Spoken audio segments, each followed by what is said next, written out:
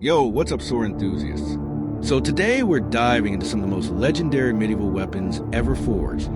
I'm talking about the Scottish Claymore, the Pirate Cutlass, and the cat's Balger. These aren't just props for movies, folks. These were legit killing machines used on battlefields for centuries. We're gonna break down their history, how they were made, and what made them so deadly. This is gonna be epic. So let's jump right in. Alright, let's start with one of the most iconic swords in history, the Scottish Claymore. This massive two-handed beast was used by Scottish mercenaries in battle from the 15th to 17th century.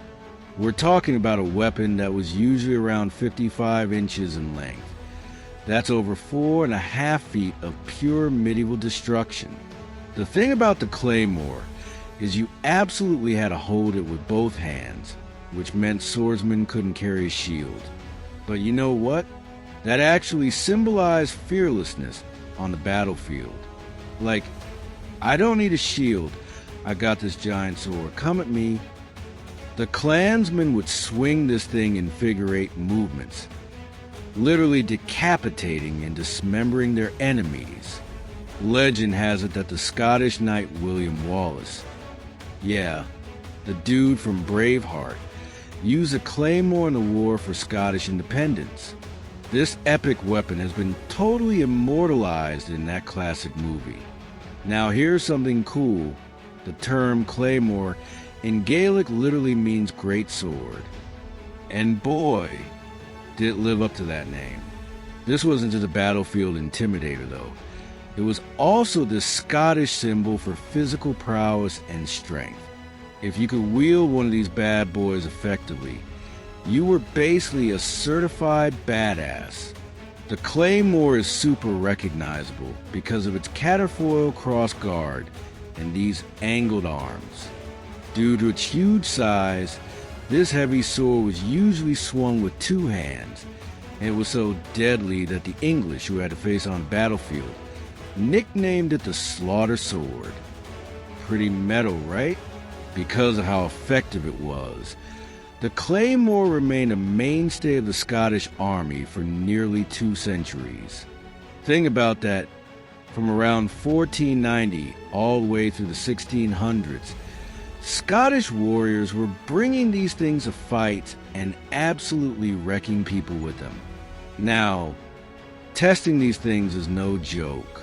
When bladesmiths try to recreate authentic claymores, they've got to make sure the blade is hard enough to cut but flexible enough not to shatter. It's this crazy balancing act. Some attempts have resulted in blades that were too flexible. They'd bend but not cut through targets. Others were too hard and would literally explode on impact with bone. The perfect claymore needs to have enough flex to absorb shock, but enough rigidity to transfer cutting power. When done right, this thing could slice clean through a pig carcass in one swing, which was basically the medieval equivalent of cutting through an armored enemy. Alright, now let's talk about another legendary blade, the Cutlass. This short, broad-bladed saber was developed in Europe during the 16th century. Here's the interesting part though. Even though it was originally made as a land weapon, sailors quickly adopted it as their weapon of choice. Why? Because it was strong enough to hack through ropes, canvas, and wood, but also short enough to use in super close quarters combat. This made it crazy popular among navies throughout the world. Get this. The last recorded use of the Cutlass in a boarding action by the British Royal Navy was as late as 1941. We're talking World War II, and dudes were still using swords from the 1500s. That's insane. Its effectiveness in battle also made the Cutlass the go-to weapon for pirates, as you've probably seen portrayed in the Pirates of the Caribbean films. The Cutlass was specifically designed for naval combat, but was just as effective on land. Any pirate going raiding would probably run into situations where they needed to work their way through barricades, chop through obstacles, and of course, fight in extremely tight spaces. When testing a Cutlass, you're looking at a few key things. First, it be able to smash through wooden crates and barriers. That's the strength test. Then it needs to be sharp enough to cut through rope and fish in one clean slice. That's your sharpness test. And finally, it needs to deliver lethal slashing and thrusting blows to an opponent. A well-made cutlass should have good balance for quick recovery, meaning after you swing it, you can bring it back for another strike without losing your stance. It's got to be a cut-in thrust weapon, meaning it can both slash and stab effectively. Some cutlasses fail because they're too heavy and pull you forward, making you lose control. Others fail because the edge geometry is wrong and they just can't hold a sharp edge. Now let's move on to a lesser known but equally badass weapon, the cat's Balger.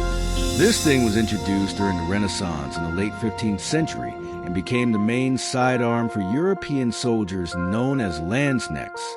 These guys were a dominant military force who defended the Holy Roman Empire during times of unrest. The cat's Balger was designed specifically for close hand-to-hand combat.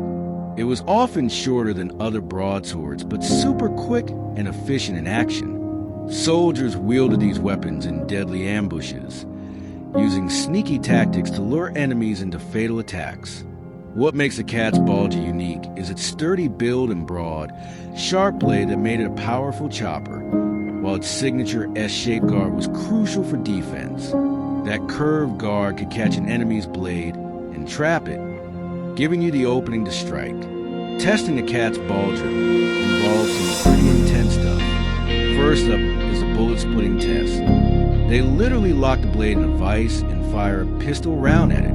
If your blade is strong and properly heat-treated, it should split that bullet clean in half. If not, the blade could shatter completely. It's nerve-wracking because you're putting all that stress on a tiny part of the blade. Then comes the sharpness test, where you're slashing and thrusting into a ballistic gel dummy or heavy bag. Both edges need to be razor sharp, and the tip needs to come to a good point for effective thrusting. Some cat's Balgers fail here because the edge geometry isn't right. They might lacerate the surface but not penetrate deeply enough. The final test is the kill test, delivering lethal blows to a pig carcass. A proper cat's Balger should slice cleanly into target, chop through spine and bone without the edge rolling over or deforming.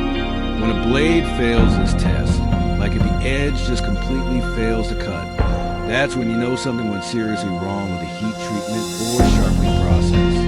The crazy thing about all these medieval weapons is that creating them is this perfect blend of art and science. You need to understand metallurgy, heat treatment, edge geometry, and balance. Get any one of those things wrong, and your sword becomes a fancy-looking piece of metal that won't actually perform when it counts.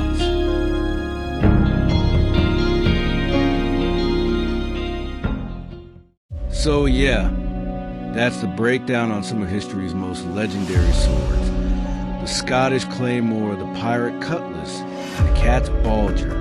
These weapons weren't just tools of war. They were symbols of their cultures, engineering marvels of their time, and honestly, just straight-up works of art. The fact that skilled bladesmiths today can still recreate these using traditional methods is pretty incredible. Whether you're into medieval history, sword combat, or just appreciate fine craftsmanship, these blades represent the peak of pre-gunpowder warfare technology. Stay sharp, everyone. Peace out.